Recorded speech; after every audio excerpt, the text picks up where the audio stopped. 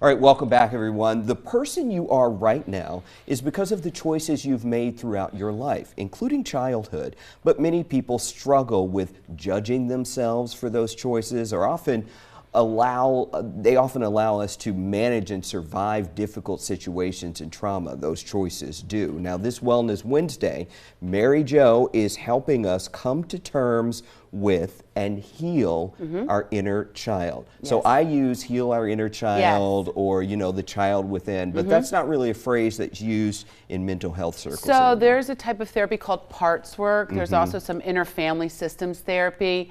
It all has the themes of all of the different parts of myself, my roles, all the different times of my life. How do I bring that together and continue to move forward at peace with all of those things? So it's every part of you, not just that inner child we talk about. It's that too. Yes. But yeah. So if we think about it, we are not previous people, current people, and future people. I like to think that we're just a collection of all of our breaths. Yeah. And so we need to make peace with some of the times we took breaths that are not helpful. Can we talk about that for a minute? Because I love that. And I Yeah. just have what they call an aha moment. A collection of all of our breaths. Yes. Yeah. We often like to say, I was that person and I'm going to be somebody new. And that creates splitting amongst ourselves and depression and shame. We're just all the breaths that we have taken and that we'll continue to take until we don't. Mary Jo, you just blew my mind with that, because I've never thought about it like that. We're a collection of breaths. Okay, so being that we are a collection of breaths, but we judge our past so much. I have had conversations with people, and I've even felt it myself, where it's like, I did not like that version of myself.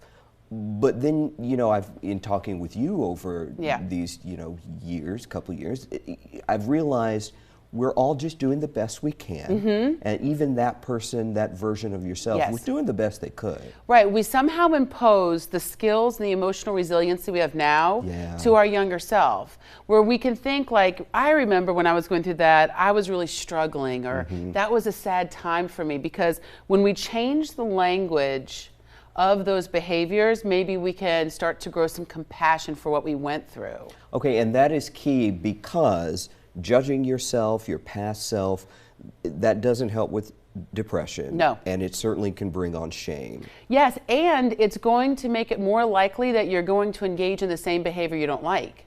Because if I convince myself I'm just so terrible, I've done these terrible things, then I don't believe in myself to grow and to make different choices. You're not making room for that in your mind. You're Right. not making room for that. Yeah. Okay, so let's look at some of the suggestions you say for sort of managing this and healing it. So it begins with recognizing how we talk about our past decisions. So we don't want to be in an emotionally abusive relationship with us. Okay. So if you're talking to yourself in a way that's not acceptable, we want to recognize that. Okay. Like you would with other people. Yes. It's not acceptable to talk to other people like that. No. Or yourself. And would you let a friend be talked to like that? I think not. I think not. So using a compassionate mindset as if you were talking Yes. to your own friend. We're stuck with us for all of it. We can't go on vacation from us, so let's make peace with it. All right, and you do say work with a therapist and explore and release pain from trauma. So I want to just acknowledge that if a lot of this is coming from a place of trauma,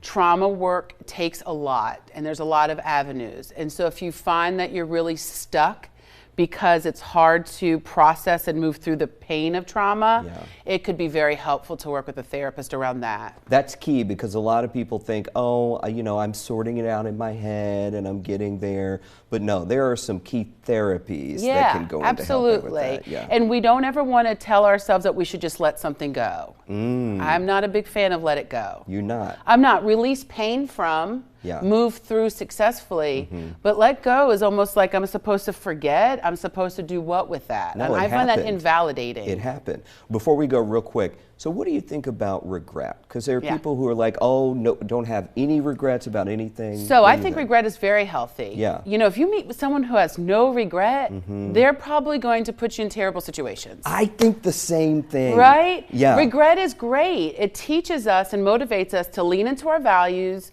and behave in a way that's in line with our values. Shame is not regret. Shame says I'm a bad person. Yeah. We want to lean out of that, but regret? Yeah. I hope so. Regret is healthy. Yes. Okay. You heard it from Mary Jo Horton, everybody, the manager of behavioral health at Memorial Health. Always good to talk with you. Thank you, Mary Jo. All right, and remember, you can see these segments at WSAV.com/Wellness Wednesday.